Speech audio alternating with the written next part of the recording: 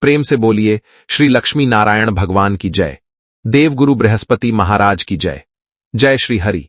भक्तों, आज के इस पावन अवसर पर हम सुनते हैं एक ऐसी अद्भुत कथा जो केवल धन और वैभव की नहीं बल्कि श्रद्धा, सेवा, दान और सच्ची भक्ति की शक्ति को दर्शाती है।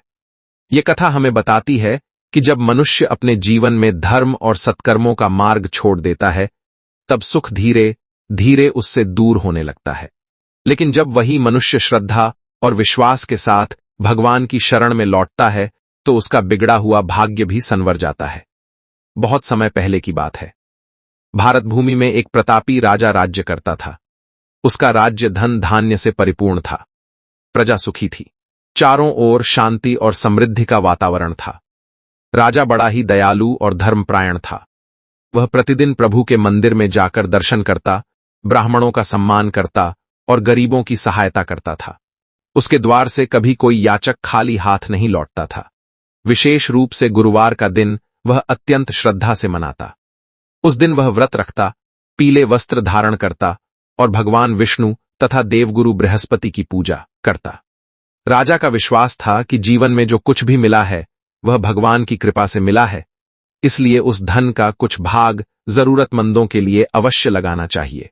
वह जगह जगह प्याऊ लगवाता, भूखों को भोजन करवाता और निर्धनों को वस्त्र दान करता। उसके इन पुण्य कार्यों से पूरा राज्य उसकी प्रशंसा करता था। लेकिन राजा की रानी का स्वभाव बिल्कुल विपरीत था। उसे दान पुण्य से कोई लगाव नहीं था। वह सोचती थी कि धन केवल अपने सुख और आराम के लिए होता है। जब भी राजा किसी गरीब को दान देता तो रानी को बहुत बुरा लगता। वह राजा से कहती कि आप अपना सारा खजाना दूसरों पर लुटा देंगे तो हमारे लिए क्या बचेगा। धीरे धीरे उसके मन में धन के प्रति मोह इतना बढ़ गया कि उसे भगवान की पूजा और धर्म कर्म भी व्यर्थ लगने लगे। एक दिन राजा शिकार के लिए जंगल चला गया। महल में केवल रानी और उसकी दासी मौजूद थीं। उसी समय एक वृद्ध साधु भिक्षा मांगते हुए राजमहल के द्वार पर पहुंचे। उनके चेहरे पर तेज था, लेकिन वे साधारण वस्त्रों में थे। उन्होंने रानी से विनम्रता से कहा, हे देवी, कुछ भिक्षा मिल जाए तो बड़ी कृपा होगी। रानी ने साधु को ऊपर से नीचे तक देखा और तिरस्कार भरे स्वर में बोली, महाराज, मैं तो इन दान पुण्य की बातों से तंग आ चुकी हूं। मेरे पति दिन रात बस यही सब करते रहते हैं। कोई भी आता है और कुछ ना कुछ लेकर चला जाता है। अब आप ही कोई ऐसा उपाय बताइए जिससे यह सारा धन समाप्त हो जाए और मुझे इन झंझटों से छुटकारा मिले। साधु यह सुनकर मुस्कुराए। उन्होंने शांत स्वर में कहा, देवी, धन और संतान तो हर कोई चाहता है। धन का उपयोग यदि अच्छे कार्यों में किया जाए तो वही धन जीवन को सफल बना देता है। भूखों को भोजन कराना, कुएं और तालाब बनवाना, धर्मशाला बनवाना, कन्याओं का विवाह करवाना और भगवान के नाम पर दान देना, यह सब ऐसे कार्य हैं जिनसे मनुष्य का लोक और परलोक दोनों सुधर जाते हैं। लेकिन रानी को साधु की बातें बिल्कुल पसंद नहीं आईं। उसने कहा, मुझे ऐसा धन नहीं चाहिए जिसे दूसरों में बांटना पड़े। मैं तो बस आराम से जीवन बिताना चाहती हूं। तब साधु ने गंभीर होकर कहा, देवी, यदि तुम्हारी ऐसी ही इच्छा है तो जैसा मैं कहूं वैसा करो। लगातार कुछ गुरुवार तक ऐसे कार्य करो जिनसे बृहस्पति देव अप्रसन्न हो जाएं। फिर देखना धीरे धीरे तुम्हारा सारा वैभव समाप्त हो जाएगा। रानी ने उत्सुकता से पूछा, मुझे क्या करना होगा? साधु बोले, गुरुवार के दिन सिर धोना, घर में अशुद्धि फैलाना, धर्म कर्म का अपमान करना और उस दिन मांस मदिरा का सेवन करना। यदि तुम ऐसा करोगी तो धन अधिक समय तक तुम्हारे पास नहीं टिकेगा। ये कहकर साधु वहां से चले गए। वास्तव में वे स्वयं देवगुरु बृहस्पति थे जो रानी को समझाने आए थे। लेकिन अहंकार और अज्ञानता के कारण रानी उन्हें पहचान ना सकी। रानी ने वही सब करना शुरू कर दिया जो साधु ने कहा था। कुछ ही समय बीता था कि राजमहल का वैभव कम होने लगा। खजाने खाली होने लगे। व्यापार में हानि होने लगी। धीरे धीरे हालत इतनी खराब हो गई कि महल में भोजन तक की कमी हो गई। राजा यह सब देखकर बहुत दुखी हुआ। उसने रानी से कहा, लगता है हमारे भाग्य ने साथ छोड़ दिया है। अब इस राज्य में रहकर मैं कुछ नहीं कर सकता। मैं दूसरे नगर जाकर मेहनत करूंगा। शायद भगवान फिर से कृपा करें। इतना कहकर राजा परदेश चला गया। वहां वह जंगल से लकड़ियां काटकर बाजार में बेचने लगा। कभी 2 वक्त का भोजन मिल जाता और कभी भूखे पेट ही सोना पड़ता। इधर महल में रानी और उसकी दासी भी कठिन समय से गुजरने लगीं। कभी कई दिन तक भोजन नहीं मिलता। रानी अब समझने लगी थी कि धन का घमंड और धर्म से दूरी मनुष्य को कितना दुख देती है। एक दिन भूख से व्याकुल होकर उसने अपनी दासी से कहा, पास के नगर में मेरी बहन रहती है, वह संपन्न है। तुम उसके पास जाओ और कुछ अनाज मांग लाओ ताकि कुछ दिनों का गुजारा हो सके। दासी जब वहां पहुंची तब रानी की बहन बृहस्पतिवार की पूजा और कथा सुनने में लीन थी। दासी ने कई बार आवाज दी, लेकिन उसने पूजा समाप्त होने तक कोई उत्तर नहीं दिया। दासी को लगा कि वह घमंड के कारण बात नहीं कर रही। दुखी होकर वह लौट आई। जब उसने सारी बात रानी को बताई तो रानी ने गहरी सांस लेते हुए कहा, विपत्ति के समय ही सच्चे और झूठे संबंधों की पहचान होती है। शायद यह सब हमारे कर्मों का फल है। उधर पूजा समाप्त होने के बाद रानी की बहन को ध्यान आया कि उसकी बहन की दासी आई थी। वह तुरंत उसके घर पहुंची और बोली, बहन मुझे क्षमा करना, मैं कथा सुन रही थी इसलिए उठ नहीं सकी। बताओ तुम्हें किस चीज की आवश्यकता थी? रानी की आंखों में आंसू आ गए। उसने कहा, घर में खाने तक को कुछ नहीं बचा है, इसलिए मैंने थोड़े अनाज की आशा में दासी को भेजा था। यह सुनकर उसकी बहन बोली, बहन चिंता मत करो, देवगुरु बृहस्पति की कृपा से सब ठीक हो सकता है। तुम श्रद्धा से गुरुवार का व्रत करना शुरू करो, भगवान अवश्य सहायता करेंगे। रानी ने पूछा, यह व्रत कैसे किया जाता है? तब उसकी बहन ने बड़े प्रेम से पूरी विधि बताई। उसने कहा, गुरुवार के दिन प्रातः स्नान करके पीले वस्त्र धारण करो, भगवान विष्णु और देवगुरु बृहस्पति का पूजन करो, चने की दाल, गुड़ और केले के वृक्ष की पूजा करो, दिन में एक समय पीले भोजन का सेवन करो और श्रद्धा से कथा सुनो। जो मनुष्य सच्चे मन से यह व्रत करता है उसके घर में सुख, शांति और समृद्धि आने लगती है।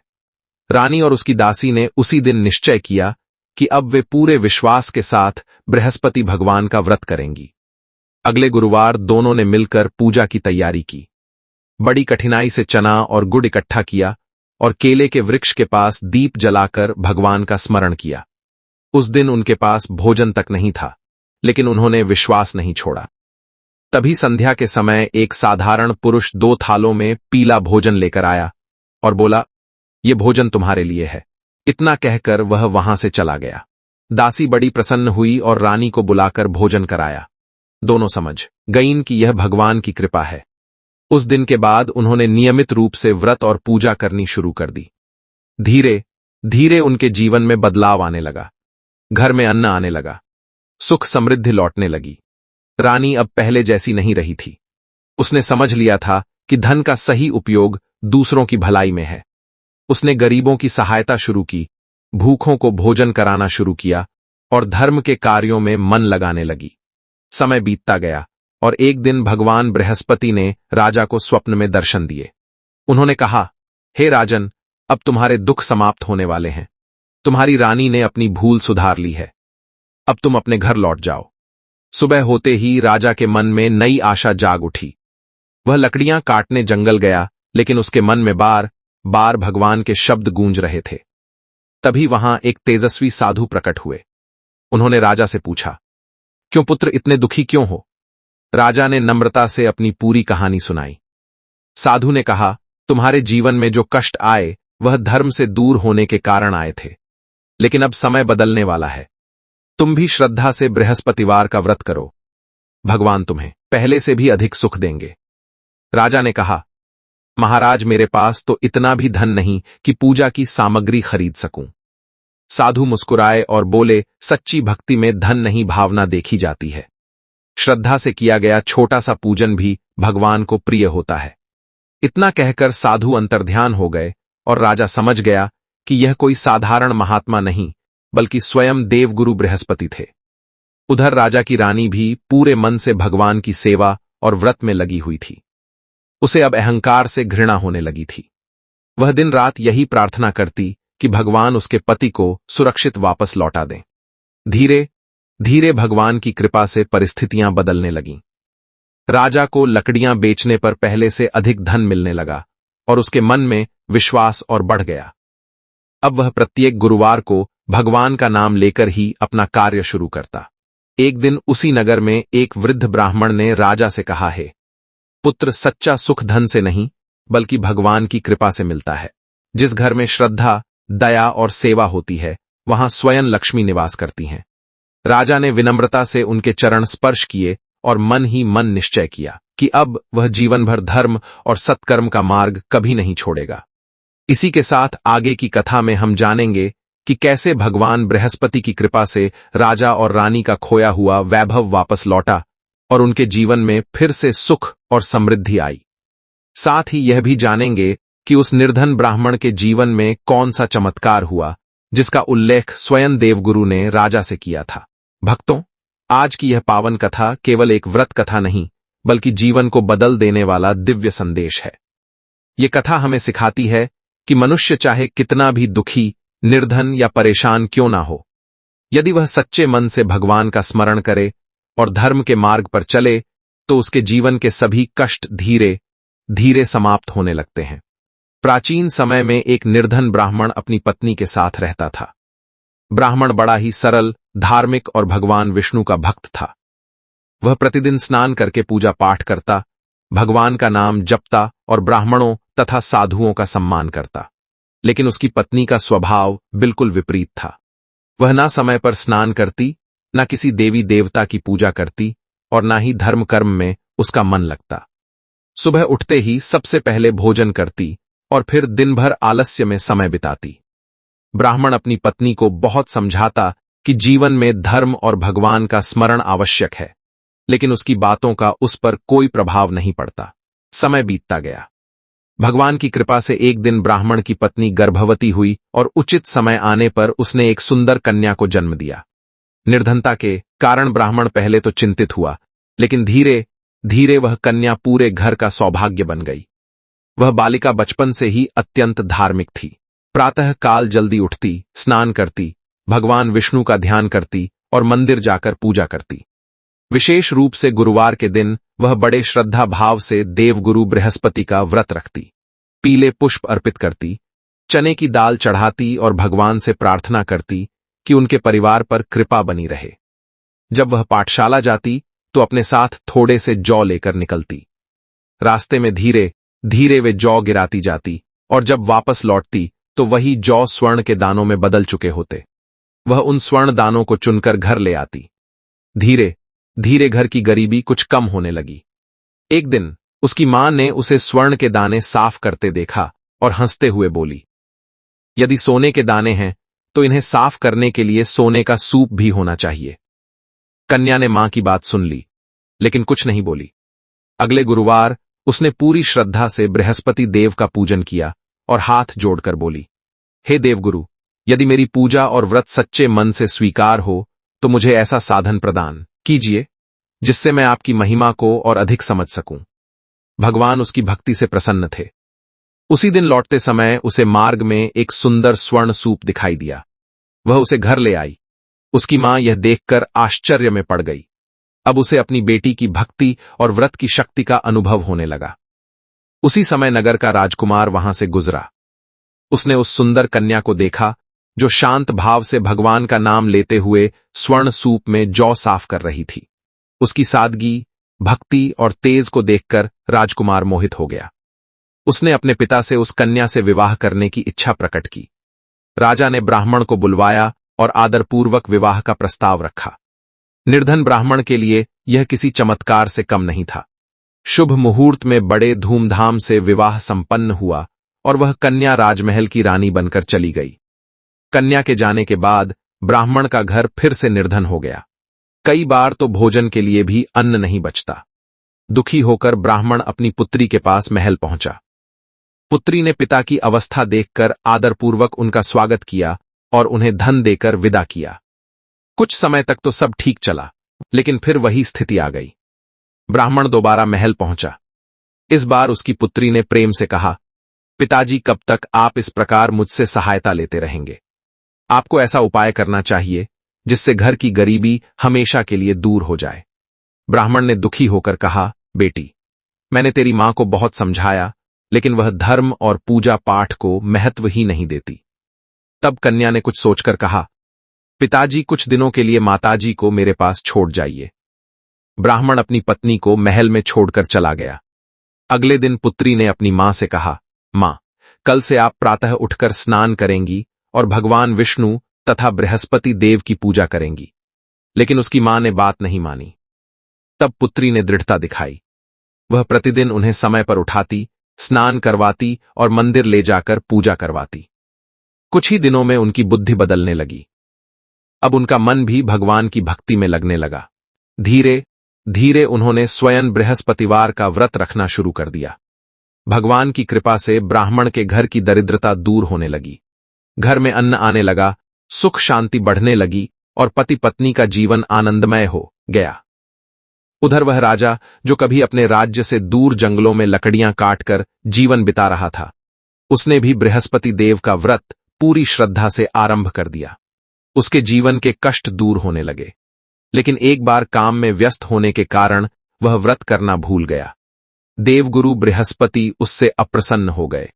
उसी दिन नगर में घोषणा हुई कि सभी नागरिक राजमहल में भोजन करने आए। लकड़हारा बना राजा देर से पहुंचा तो सैनिक उसे पकड़कर महल ले गए, जहां उसे एक कक्ष में बैठाकर भोजन कराया गया। उस कक्ष में रानी का स्वर्ण हार टंगा हुआ था। तभी एक अद्भुत घटना हुई। लकड़हारे ने देखा कि दीवार की खूंटी स्वयं उस हार को निगल गई। जब हार नहीं मिला तो चोरी के आरोप में उसे कारागार में डाल दिया गया। कारागार में बैठा राजा अपने दुर्भाग्य को कोसने लगा। तभी उसे जंगल वाले साधु की बातें याद आईं। कुछ ही देर में वही साधु उसके सामने प्रकट हुए और बोले, हे राजन, जब मनुष्य श्रद्धा छोड़ देता है तो संकट उसके पीछे चलने लगते हैं। लेकिन चिंता मत करो, आने वाले गुरुवार को व्रत और पूजा करो, भगवान तुम्हें अवश्य मुक्त करेंगे। गुरुवार के दिन उसे कारागार के द्वार पर कुछ धन मिला। उसने उसी से चने की दाल, गुड़ और मुनक्का मंगवाकर भगवान बृहस्पति का पूजन किया और कथा सुनी। उस रात नगर के राजा को स्वप्न में आदेश मिला कि लकड़हारा निर्दोष है। सुबह जब राजा ने देखा तो वही हार पुनः खूंटी पर टंगा हुआ था। वह आश्चर्यचकित रह गया।